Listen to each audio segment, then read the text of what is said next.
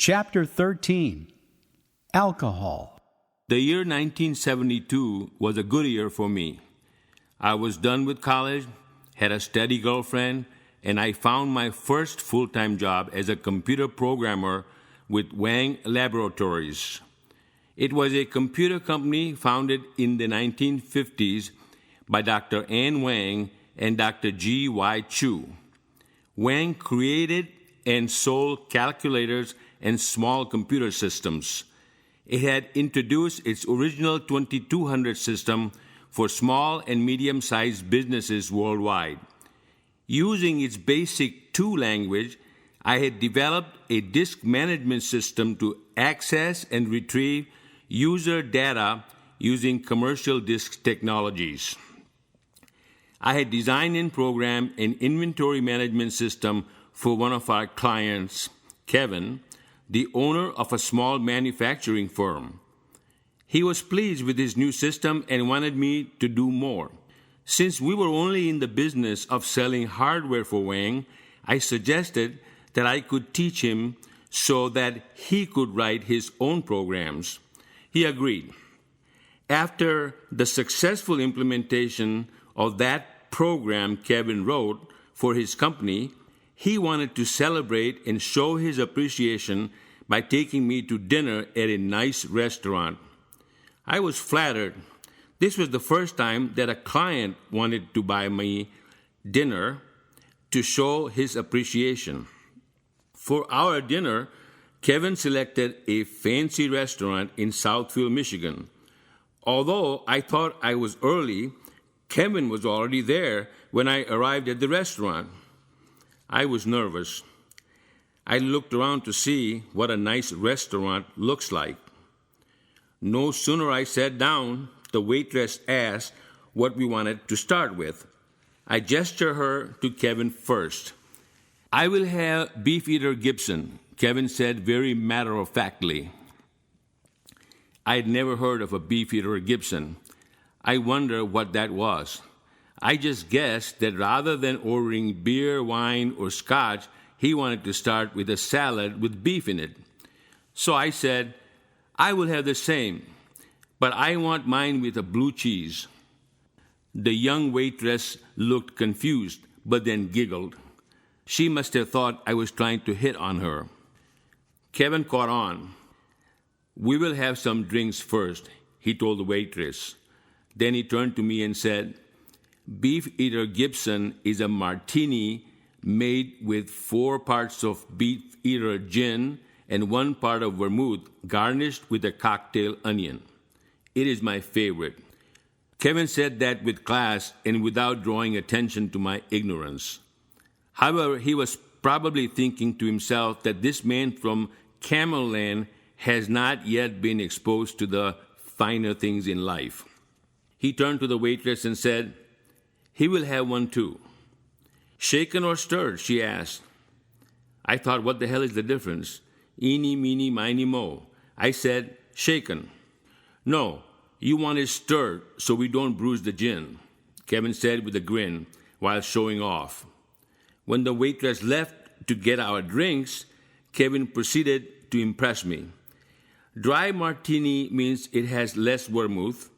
Wet martini has more vermouth. Dirty martini has olive juice in it, and if you want lemon instead of olives, you order it with a twist. Our drinks arrived. Kevin raised his glass, and so did I. He thanked me profusely and confessed that he had a few drinks before I had gotten there. For the first time in my life, I had shaken Beefeater Gibson. I didn't like it then, and I'm sorry to say I don't like it now. For the next drink, I said, "I'm going to switch to scotch on the rocks." "I'll have a cab," Kevin said, as his speech slurred a little. I thought he was ready to go home. He must have had too much to drink. He wants to take a cab so he does not have to drive. I could have driven him home in my little Plymouth Duster, but I chose to stay silent to see what he was going to do next. "I'm going to switch too," Kevin told the waitress. "I'll have a glass of wine. Cabernet, and when you come back, we will be ready to order our meals. As the dinner progressed, Kevin got louder and talked and talked and talked about himself. He bragged about his accomplishments of building a thriving business after leaving a factory job at Ford Motor Company. I learned that whenever you are with a client, have no more than 2 drinks. Drink one and leave the rest behind. In a business setting, he who drinks the most makes an ass out of himself. It just isn't good business. It can be useful for the one who drinks the least. That person can get vital information that is beneficial to the business. Thank you for the dinner and for your kind words, Kevin. I can see the finer things are indeed fine. I sat at the conclusion of the long, drawn-out dinner. Driving home, I got to think about it. That was very nice of Kevin. I genuinely felt better about myself. He did not have to do this. Statistically, we all spend most of our waking hours of life at work. It is important then to get to know your coworkers. Now, if you want to really know people, you have to meet them outside of the business environment and witness for yourself as to how they behave. It is very difficult to get even 15 minutes from a busy executive in his office. However, if you can get them to have lunch, dinner, or play golf, you get a chance to spend hours with them. If you're not networking, then you're not working. It is important, however, to keep your mind sharp and not to drink too much when in the company of business associates. Years later, when I was a senior executive, we usually had dinners at fine restaurants and bars in the headquarters building. It was a great opportunity to mingle and debrief with my colleagues who had flown in from all parts of the world for our staff meetings. I also made a practice of stopping by once a week after my staff meetings where my leaders, men and women who reported to me, gathered for drinks.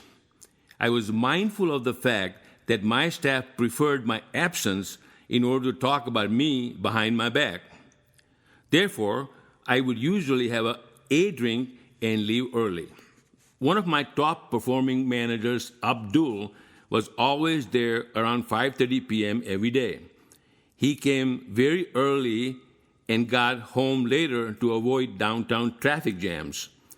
He was lively, smart, and always in the company of a couple of his female colleagues.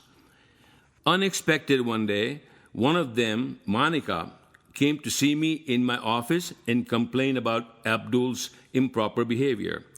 She alleged that Abdul was harassing her and made inappropriate physical advances.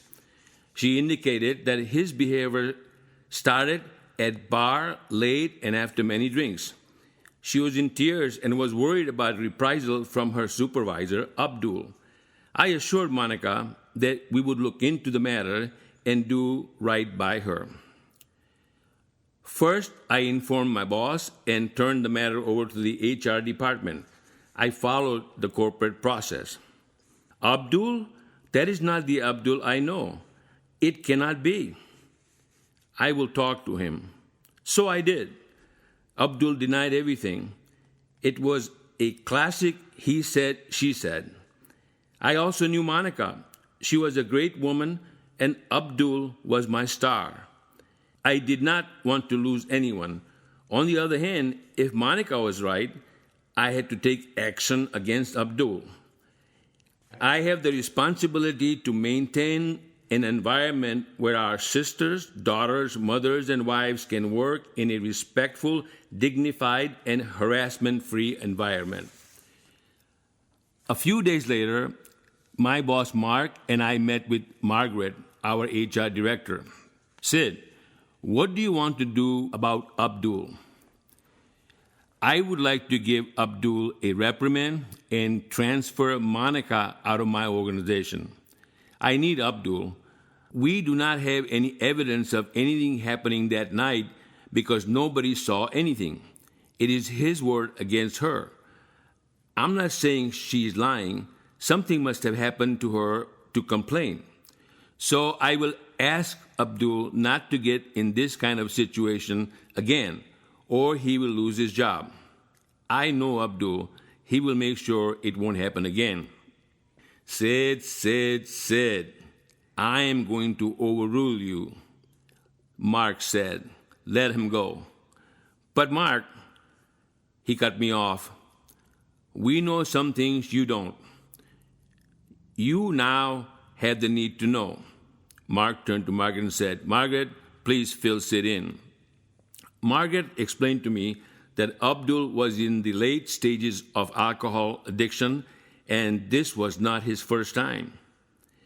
I was not happy with what just happened, but I realized that it took a lot of courage for Monica to come forward and report her supervisor's inappropriate conduct to the leadership of the company.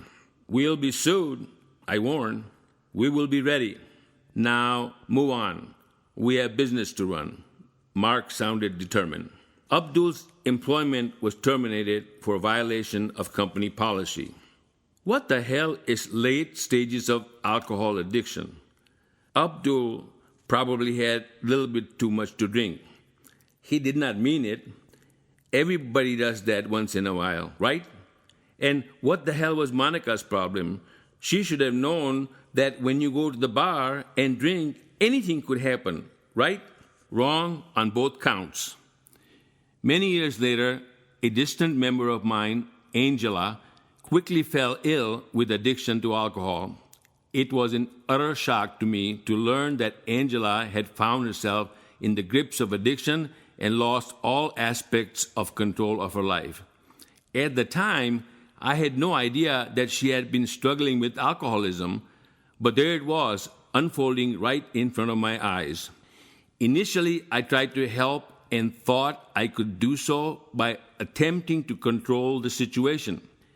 As I armed myself with proper knowledge and education, I discovered that Angela's ability to get sober was a continual process for her and not for me to fix. When we hear about someone with cancer, a heart problem, or diabetes, we know that the person is ill.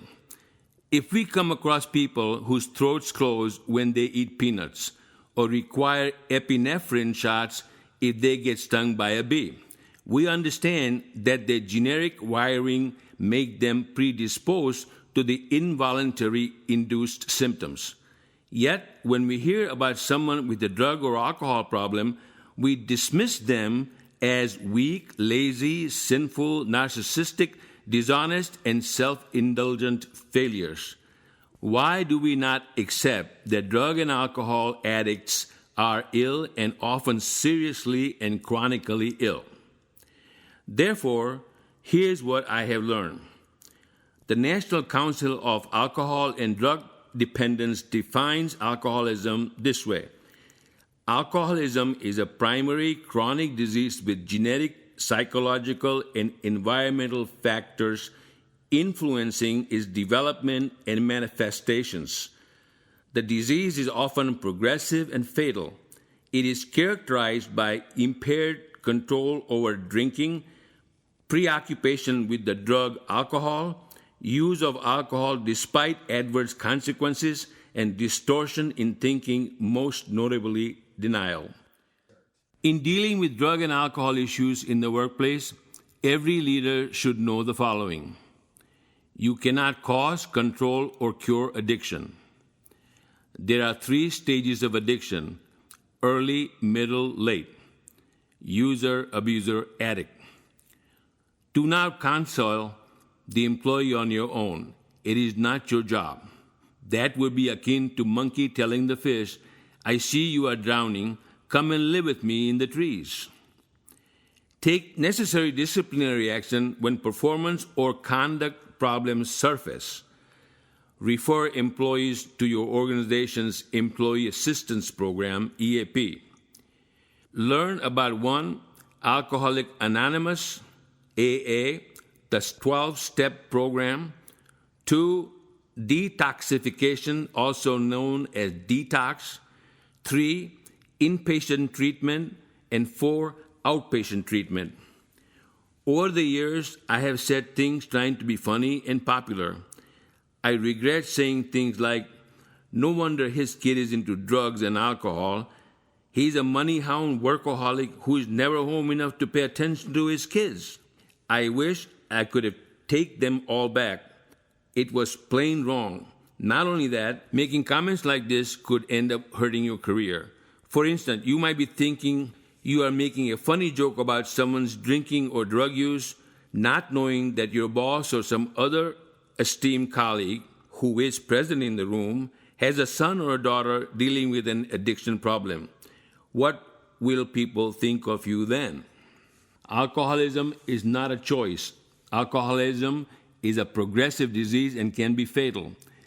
I did not know that for the longest time, even though I often think I'm the smartest man I know. Remember that it does not take a whole lot of intelligence to pass judgment and remain closed-minded.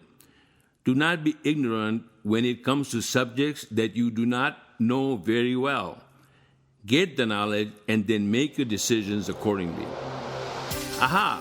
So what have we learned? 1. Seek professional help for addiction-related problems. 2. Alcoholism is a disease. Arm yourself with proper knowledge and education to understand the effects of the illness. 3. Do not be judgmental on subjects for which you know nothing about.